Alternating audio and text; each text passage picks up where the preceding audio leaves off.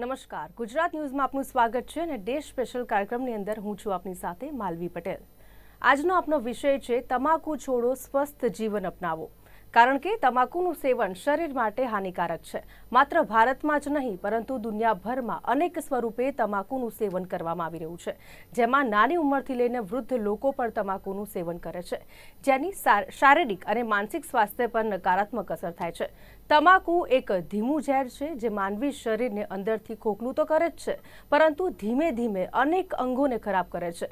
WHO એટલે કે world health organisation અનુસાર તમાકુના સેવનને કારણે દુનિયાભરમાં દર વર્ષે લાખો લોકો પોતાનો જીવ ગુમાવે છે। આ સાથે જ ધૂમ્રપાન કે ગુટખા ખાવાથી શરીરના લગભગ દરેક અંગને નુકસાન થાય છે। આના નિવારણ માટે દર વર્ષે 31 મેના રોજ વર્લ્ડ નો ટોબેકો ડે એટલે કે વિશ્વ તમાકુ નિષેધ દિવસ ઉજવાય છે। તે વર્ષ 1987માં WHOના સભ્ય દેશો દ્વારા તમાકુ અને તેની ખરાબ અસરો અને તેના કારણે થતા જે મૃત્યુ છે, જે રોગ છે, એ તરફ વિશ્વનું ધ્યાન દોરવા માટે બનાવવામાં આવ્યું હતું। આ દિવસનો હેતુ લોકોને તમાકુ સાથે સંકળાયેલા જોખમો વિશે સમજાવવાનો અને જાગૃત કરવાનો છે, જેમાં આ વર્ષની એટલે કે 2025ની થીમ છે બ્રાઇટ પ્રોડક્ટ્સ, ડાર્ક ઇન્ટેન્શન। ત્યારે કેટલો મોટો ખતરો છે તમાકુ અને લોકોની અંદર કેવી રીતે જાગૃતિ લાવવી એ પણ આ કાર્યક્રમમાં આપણે જણાવીશું। તો આ સાથે જ આપણી સાથે આ જ વિશે ચર્ચા કરવા માટે ગેસ્ટ પેનલમાં જોડાયા છે ડોક્ટર હરેન્દ્ર ઠક્કર, જેઓ પલ્મોનોલોજિસ્ટ છે, સાથે જ ડોક્ટર રાજેન્દ્ર આનંદ, જેઓ વ્યસન મુક્તિ નિષ્ણાત છે, અને આ સાથે જ કેન્સર કથાકાર આપણી સાથે જોડાયા છે સુરેશ પ્રજાપતિ। ડે સ્પેશિયલ કાર્યક્રમની અંદર આપ તમામ ગેસ્ટનું સ્વાગત છે। જે પ્રમાણે આ 31 મે આ દિવસ ઉજવવામાં આવે છે, તો સૌથી પહેલા તો ડોક્ટર રાજેન્દ્ર, આપની પાસેથી જાણવું છે કે શું છે પરિસ્થિતિ, કેસોમાં વધારો થયો છે કે ઘટાડો, વાસ્તવિકતા શું છે?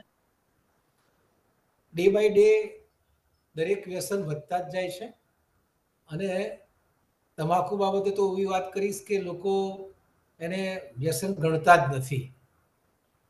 આપણે જોઈએ છીએ કેટલા બધા ગલ્લા, પાનના ગલ્લા ને બધું, જે રીતે દર 4 રસ્તે 2-4 ગલ્લા હોય જ, દરેક હાઈવે ઉપર ગલ્લા હોય, દરેક સ્કૂલની આસપાસ ગલ્લા હોય, કોલેજની આસપાસ ગલ્લા હોય, એટલે નાના બાળકોથી માંડી અને વૃદ્ધ માણસો પણ તમાકુથી ટેવાયેલા છે। અને સમાવ આપણે એને વ્યસન તરીકે એટલા માટે નથી ગણતા કે એની જે અસરો છે એ 5 વર્ષ પછી કે 10 વર્ષ પછી દેખાય છે, તરત દેખાતી નથી। એટલે લોકોને ખબર પણ પડતી નથી કે ભાઈ એનાથી કેટલું નુકસાન છે। પણ જ્યારે એકવાર અલ્સર આવે મોંમાં અને પછી ENT સર્જન કે કોઈ ડૉક્ટર એવું કહે કે એકવાર બાયોપ્સી કરાવો એટલે વ્યક્તિ થોડો સભાન થાય, ત્યાં સુધી આજનો વ્યક્તિ તમાકુથી સભાન થતો નથી।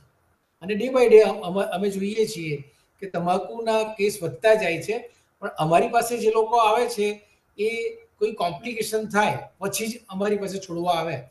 અધરવાઇઝ તમાકુને વ્યસન તરીકે આજના લોકો, યુવા વર્ગ કે ઇવન મિડલ એજડ લોકો અને વૃદ્ધો પણ ગણતા નથી। બિલકુલથી। હવે કેમ છૂટતું નથી? છોડવાથી શું ફાયદા થાય એ પણ જાણવું એટલું જ જરૂરી છે। તો હરેન્દ્રભાઈ, આપનું શું કહેવું છે? જે રીતે અત્યારે યુવા વર્ગમાં પણ આપ જોઈ શકો છો કે લોકો ધૂમ્રપાન કરતા હોય છે, આ સાથે જ તમાકુ ખાતા હોય છે, તો તેને લઈને શું કહેશો? એટલે યુવાન વર્ગનો અત્યારે મોટામાં મોટો પ્રોબ્લેમ એ છે કે આ જે ધૂમ્રપાન માટેની જે વસ્તુ અવેલેબલ થાય છે એ એટલી આકર્ષક અને એ રીતે પેક કરેલી હોય છે કે યુવાનો ખૂબ આકર્ષાય છે એ પ્રત્યે, એટલે એ આ ડિપેન્ડન્સનું કારણ બને છે। એટલે સૌથી મોટી ચિંતાનો વિષય છે। આપની વાત બિલકુલ સાચી છે। બિલકુલથી। આ સાથે જ સુરેશભાઈને પૂછવું છે કે આપ તો જગ્યાએ ગામે જઈને, શાળાઓ કોલેજોમાં પણ જઈને આપ જે લોક જાગૃતિનું જે કામ કરી રહ્યા છો, દસક્રોઈ સહિતના ગામોમાં આપે કથા કરીને જે પ્રમાણે લોકોને આના વિશે જાગૃત કર્યા છે, તો શું આ વિચાર તમને ક્યાંથી આવ્યો? સૌથી પહેલા તો એ જાણવું છે। નમસ્કાર મેડમ। સ્વાભાવિક છે કે કોઈ વ્યસનીને વ્યસનમાંથી મુક્ત કરવો એ દરેક વ્યક્તિને ગમે, પણ ખાસ કરીને આજના દિવસના હાર્દથી વાત કરીએ તો 1884 સાલમાં તમાકુનો ઇતિહાસ તો લગભગ 12,000 વર્ષ જૂનો છે. પણ પોર્ટુગીઝોએ જાપાનને ઓળખ કરાવી, અમેરિકાને બીજા દેશોમાં ઓળખ કરાવી, અમે ઓળખ કરતા કરતા આખા વિશ્વમાં 125 દેશોમાં તમાકુનું ઉત્પાદન થાય છે. 1884 સાલમાં અમેરિકા દેશે નોર્થ કેરોલી શહેરમાં આ તમાકુના પ્રચાર પ્રસાર ઉત્પાદનો એટલા બધા વધાર્યા કે આ ઝેર આખા વિશ્વમાં ઘેર ઘેર પહોંચવા લાગ્યું. અને આનું પરિણામ 1920 થી 1965 ની વચ્ચે દેખાવા લાગ્યા. સભ્ય દેશો ભેગા થયા, એમણે વિચાર્યું કે શું કરી શકાય. તો 1987 થી આ anti tobacco day, world anti tobacco day ઉજવવાની શરૂઆત કરી. આજે 37 વર્ષથી આપણે આ વસ્તુ ઉજવીએ છીએ, છતાં આનંદ સાહેબે કીધું ડે બાય ડે વધી રહ્યું છે, વ્યસન વધી રહ્યું છે. અને મને આનંદ એ વાતનો છે કે આ વખતની જે થીમ છે, જે સરકારે નક્કી કરી છે કે unmasking the appeal exposing industries tactic on tobacco and nicotine products. અત્યારે જે સાહેબે કીધું કે એક આકર્ષક એનું જે ઉભું કર્યું છે, કંપનીઓ આકર્ષણ ઉભું કર્યું છે એને ખાવા માટે, એ આકર્ષણની વ્યૂહરચના જે છે એ વ્યૂહરચનાને ઉજાગર કરો, અનમાસ્કિંગ ધ અપીલ.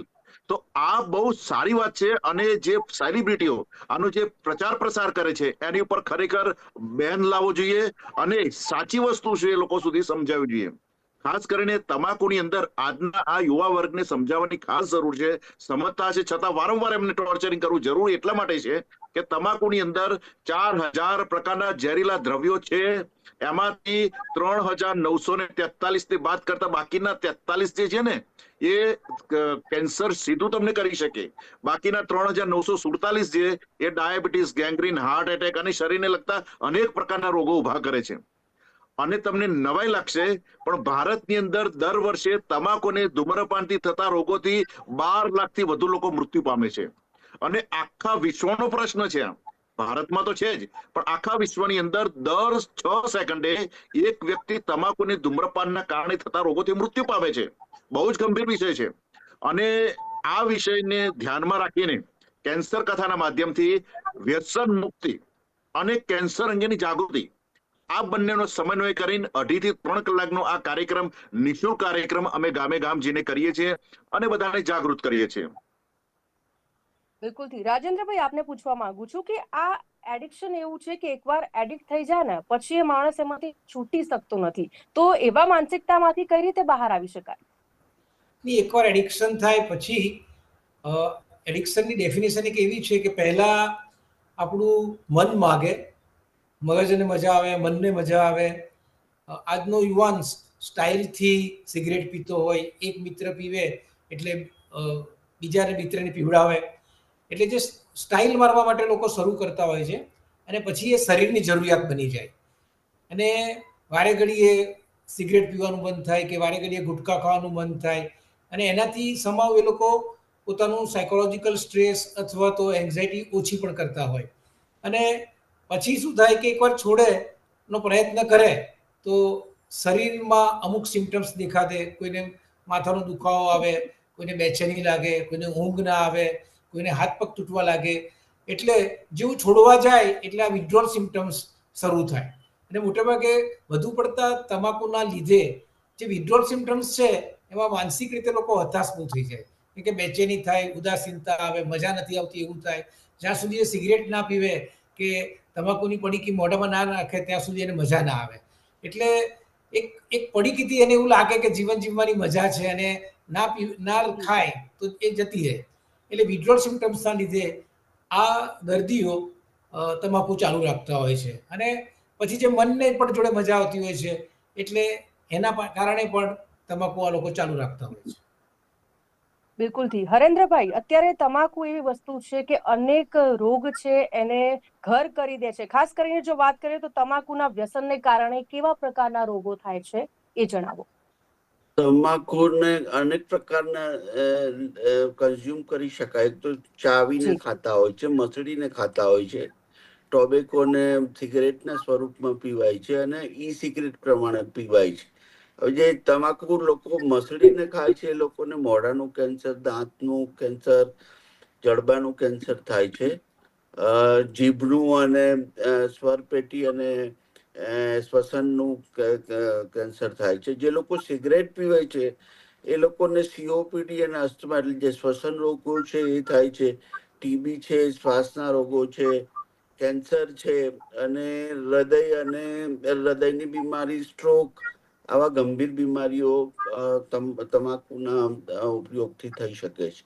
અને ખાસ કરીને માનસિક રોગનો શિકાર પણ આવા લોકો થઈ જતા હોય છે. ડિપેન્ડન્સી સાહેબે કીધું એ પ્રમાણે એક જાતનું ડિપેન્ડન્સી આવ્યા પછી માણસ ઇરિલેવન્સ એટલે એક સાયકોટિક પેશન્ટ થઈ જતો હોય છે.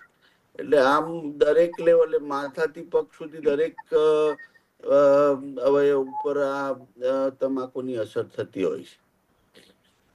બિલકુલથી સુરેશભાઈ, જે પ્રમાણે શાળા, કોલેજ હોય કે પછી મંદિર હોય, હોસ્પિટલ હોય, તમામ જગ્યાએ આપ લોક જાગૃતિ આના વિશે ફેલાવી રહ્યા છો, તો આપે 10 લાખથી વધુ લોકોને પ્રેરણા પણ આપી છે. તો લોકોની બેઝિકલી શું ફરિયાદ હોય છે આને લઈને? બહુ સરસ સવાલ બેન તમે કર્યો છે, અને મારા મનમાં હતું કે તમે સવાલ કરશો, અને બહુ ઇફેક્ટિવ છે આ સવાલ.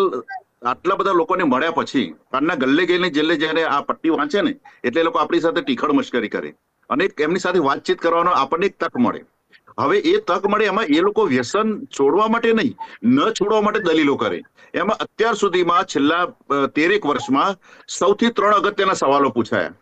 પહેલો સવાલ એ પૂછાયો કે સરકાર કેમ બંધ નથી કરાવતી, નંબર 1 ક્વેશ્ચન. બીજો પ્રશ્ન એ કર્યો કે જે લોકો નથી ખાતા એ લોકોને કેન્સર થાય છે, તમને ખાવામાં શું વાંધો છે? આ બીજો સવાલ, સૌથી વધારે પૂછાયેલા સવાલો. અને ત્રીજો સવાલ એ હતો, જે આનંદ સાહેબ કે બીજા જે સેવાભાવી સંસ્થાઓ, એનજીઓ, ટ્રસ્ટ ચલાવતા હોય બધા, એમના માટે અને મારા સૌના માટે, કે મારે છોડવું છે પણ છૂટતું નથી. આ 3 સવાલનો જવાબ એટલે અમારું કાઉન્સેલિંગ દ્વારા કેન્સર કરા. હવે આનું જો શોર્ટમાં આપણે અત્યારે બહુ વિસ્તૃત નહીં માહિતી આપીએ, પણ શોર્ટમાં જાણીએ ને તો તમાકુ એ 125 દેશોમાં થતો ખેતી છે, અને ભારતને સૌથી વધુ હુંડિયામણ તમાકુમાંથી મળે છે. એની આયાત નિકાસ કરે છે સરકાર. અને તમને જાણીને નવાઈ થશે કે 2007માં જયારે સ્વાઇન ફ્લૂ આવ્યો અમેરિકાની અંદર, ત્યારે ત્યાં તમાકુ ખૂટી ગઈ અને ભારત સાથે કોલોબરેશન કરીને તમાકુ મંગાવીને તે વેક્સિન બનાવી. અને એથી વધારે આગળ વાત તમને કરું કે તમાકુના પાંદડાની અંદરથી પ્રતિ હેક્ટર 20 થી 40 કિલો સોન્સોસોલ નામનું તેલ બને છે, અને એ તેલ કોરોનરી હાર્ટ ડિસીઝના દર્દીઓ માટેની દવાઓ બનાવવામાં ઉપયોગમાં થાય છે. તો સરકાર શા માટે બંધ કરાવે? સરકારની સૌથી વધુ, અરે ભાઈ, પાનના ગલ્લાએ તમે જશો ત્યાં કાચી પાચી 300 માગશો તો ગલ્લાવાળો ડિસ્ટ્રીબ્યુટર પાસે માગશે, ડિસ્ટ્રીબ્યુટર મેન સેલર પાસે માગશે, મેન તે કંપની પાસે માગશે. તમે નીચેથી માગશો તો એ લોકો લાવશે ને. તમે માગવાનું જ બંધ કરો ને. મેડિકલ સ્ટોરમાં જેમ પોઈઝન મળે છે એમ વિટામિન પણ મળે છે. તો પાનના ગલ્લાની અંદર તમાકુ વાળા પાન મળે છે અને સાદા મળે છે. સાદા કેમ નથી ખાતા? શા માટે તમાકુ? નંબર 1, એટલે સરકારની આપણે બંધ કરવાની જરૂર છે. નંબર 2, કે જે લોકો નથી ખાતા એ લોકોને કેન્સર થાય છે, તો અમને ખાવામાં શું વાંધો છે? આનો બહુ સરળ જવાબ છે અને સીધી લીટીનો જવાબ છે. એ વાક્ય રચનાની અંદર જ જવાબ છે. એ વાક્ય રચનામાં જવાબ છે કે ભાઈ, પોઝિટિવ લો, જે લોકો નથી ખાતા એ લોકોને પણ જો કેન્સર થઈ શકતું હોય તો હું તો રોજના 10 મસાલા ખાઉં છું, તો મારા માટે તો 10 લાખ ગણું જોખમ વધી જાય. બિલકુલ, આ જવાબ છે એનો. અને બીજું કે કેન્સર તો કોઈ પણ થઈ શકે, વનસ્પતિ, પશુ, પક્ષી, પ્રાણીને કોઈને પણ થઈ શકે, પણ જો આપણે ચેતતા રહીશું તો આપણને ચોક્કસ એનાથી દૂર રહી શકાય. માની લો કે એક સાદી ભાષામાં તમને સમજાવું કે એક લકી ડ્રો કરવો છે આપણે. એ લકી ડ્રોમાં 50 વ્યક્તિના નામ એક ચિઠ્ઠી મૂકી દઈએ, બરાબર આપણે? અને એમાંથી એ જે વ્યસન કરતો હોય એની 50 ચિઠ્ઠી મૂકીએ આપણે. તો 50 ચિઠ્ઠી મૂકી છે, એ વ્યક્તિનો ડ્રો લાગવાની ચાન્સ વધારે કે એક ચિઠ્ઠી છે એનો ચાન્સ વધારે? તો 60% લોકો કેન્સરનો ભોગ તમાકુના વ્યસનીઓ જ બને છે, એ હકીકત છે. બાકીના ઘણા બધા કારણો છે. અને ત્રીજો એ છે કે છોડવું છે પણ છૂટતું નથી. તમારી ઈચ્છા શક્તિ હોય તો જ ઈશ્વર શક્તિ કામ કરશે, બાકી નહીં કરે. તમારી ઈચ્છા શક્તિ સૌથી અગત્યનું, તમારું મનોબળ મજબૂત હોય તો તમે છોડી શકો. અને ડોક્ટર વિદ્વાન આપણા રાજેન્દ્રભાઈ સાહેબ છે અહીંયા, મને આનંદ થાય છે કે એમની જયારે વાત સાંભળું, એમની જયારે સેમિનારમાં સાંભળતો હોય, અનેક લોકોને વ્યસન મુક્ત કર્યા છે એમના કાઉન્સેલિંગ દ્વારા, દવા મારફતે, એમના ડી એડિક્શન સેન્ટરમાં બોલાવીને. ગૌરવની વાત છે. તો તમે અત્યાર સુધી આપણી એક માનસિકતા છે કે સાયકિયાટ્રી અને સાયકોલોજીસ્ટ એટલે બસ ગાંડાઓના ડોક્ટર. અરે ભાઈ, ગાંડાઓના ડોક્ટર નથી એ. તમે ગાંડા છો તો તમને ડાયા કરવા માટે ત્યાં બેઠા છે. આ એક ખોટી માનસિકતા. આપણને કોઈ પણ પ્રકારનો રોગ થાય તો આપણે હાર્ટનો પ્રોબ્લેમ હતો, તમે કાર્ડિયોલોજીસ્ટ પાસે જાઓ છો, કાનનો હોય તો એ સ્પેશિયાલિસ્ટ પાસે જાઓ. દરેક સ્પેશિયાલિસ્ટ પાસે જાઓ. તો વ્યસન પણ એક રોગ છે. વ્યસન એક રોગ છે. તો એને રોગ તરીકે સ્વીકારો અને કોઈ સાયકેટ્રિસ્ટ સાયકોલોજીસ્ટની મદદથી તમે એમાંથી બહાર આવી શકો છો એવો પ્રયત્ન કરો તમે. આવી આજના દિવસે ખાસ મારી ભલામણ છે. જી, લોકો ગંભીરતાથી નથી લેતા આ વાતને, પણ આ કેટલું ખતરનાક છે. રાજેન્દ્રભાઈ, જે પ્રમાણે સુરેશભાઈએ જણાવ્યું છે, તો આંકડો કહું તો અમદાવાદમાં 29% પુરુષ અને 11% મહિલાઓ સ્મોકિંગ કરે છે. તો સ્ત્રીઓ માટે પુરુષો કરતા કેટલું વધારે જોખમ છે?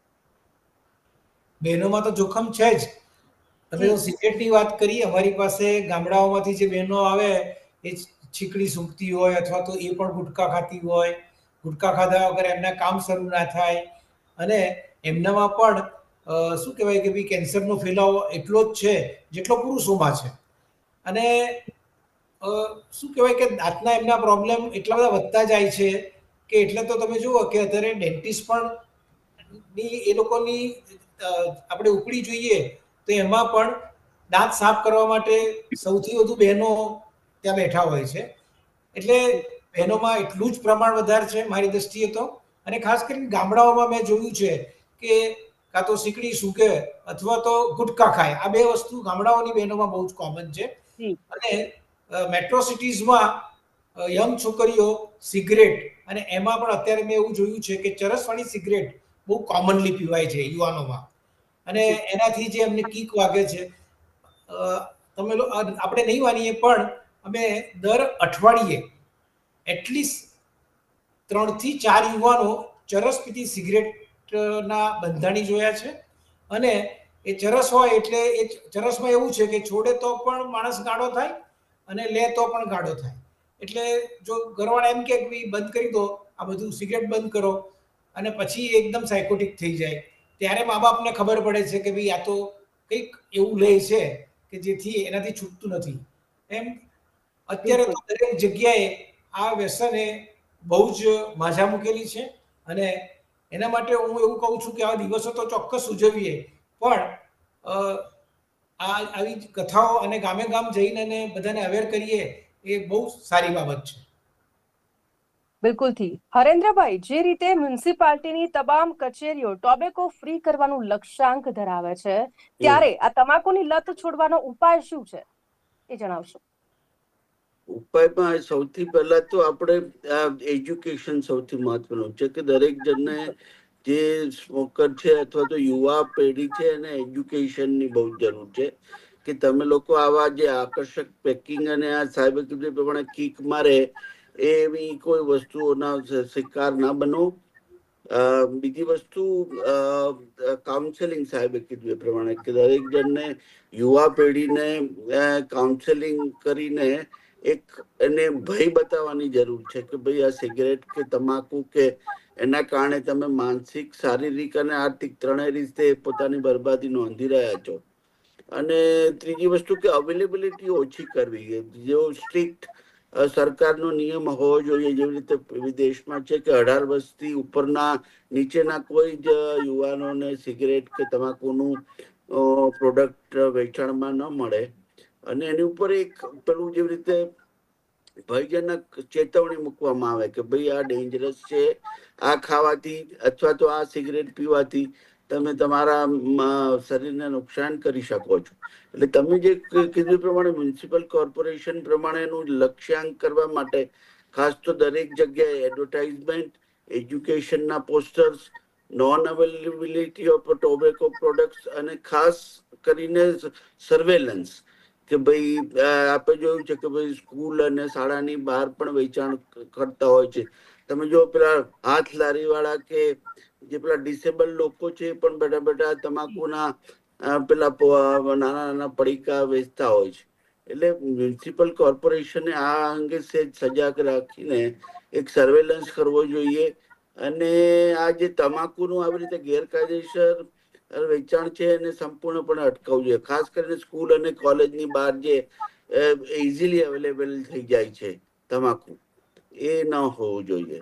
તો આ કરીએ તો ચોક્કસ આપણે લક્ષ્યાંકને મેળવી શકીએ. બિલકુલથી સુરેશભાઈ, જે રીતે આપ કથા કરો છો, દરેક ગામે ગામે જઈને લોકોને જાગૃતિ જે કરાવો છો, તો કથા પૂર્ણ થયા પછી પણ ચર્ચા થતી હોય છે, તો તે લોકોનું રિએક્શન કેવું હોય છે? ઘણું સારું હોય છે. અને સાહેબે અગાઉ કીધું કે પોસ્ટરો છે, એ તો બધું બરાબર છે, સરકાર કરે જ છે અને સારા એવું કામ કરી રહ્યું છે. અને અત્યારે ડી-એડિક્શન સેન્ટર પણ વધ્યા છે.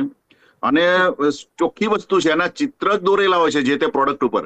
85% ભાગ એનો એડવર્ટાઇઝમેન્ટનો છે, એટલે એ પણ ખાસ અગત્યની વાત છે. પણ હું તમને એમ કહું કે કથા પત્યા પછી પણ લોકો સાથે મળે છે, ચર્ચા કરે છે, ગંભીરતાની નોંધ લે છે. અને 1.5-2 કલાકની કથા સાંભળીને એ વ્યક્તિ ઉભો થાય એટલે એને એટલી તો ખબર પડવી જોઈએ કે મારે વ્યસન ના કરવું જોઈએ અને મારે કેન્સર અંગેની જાગૃતિ મારે મેળવવી જોઈએ. આ બે વસ્તુનો મારો કોન્સેપ્ટ છે. પણ આજના દિવસ પૂરતી હું વાત કરું કે હમણાં સાહેબે કીધું કે મહિલાઓની અંદર તમે બેન વિચાર કરો કે આજથી 10 વર્ષ પહેલા કેટલા આઈવીએફ સેન્ટર હતા. આજે આઈવીએફ સેન્ટરની સંખ્યા તમે જુઓ. એનું મૂળ કારણમાં તમે જાઓ ને તો પુરુષો જે તમાકુનું સેવન કરે છે એ શુક્રકોષોને તમાકુ નાબૂદ કરે છે, એના સ્પર્મની ગતિને અવરોધે છે અને ખૂબ જ નુકસાન કરે છે પોતાના શુક્રાણુઓને. અને એના કારણે બાળકો નહીં થવાનો પ્રશ્ન છે. આપણો સમાજ સ્ત્રીઓને દોષિત ગણે છે. ખરેખર મૂળ વસ્તુ આ છે. એટલે આઈવીએફ સેન્ટરો વધ્યા છે, એનું કારણ પણ આ તમાકુ છે. બીજી વસ્તુ તમને આજે તમારા માધ્યમથી મારે દરેક મીડિયાને જણાવવું છે કે તમે આ અભિયાનને લોકો સુધી પહોંચાડો. સૌથી પહેલી અત્યારે આપણે તાજેતરની જો વાત લઈએ ને તો પહેલગામમાં આપણી મા બેન દીકરીઓના સિંદૂર લૂંટાયા, આતંકવાદીઓએ ખતમ કરે એમના પતિને અને સિંદૂર ભૂસાયું.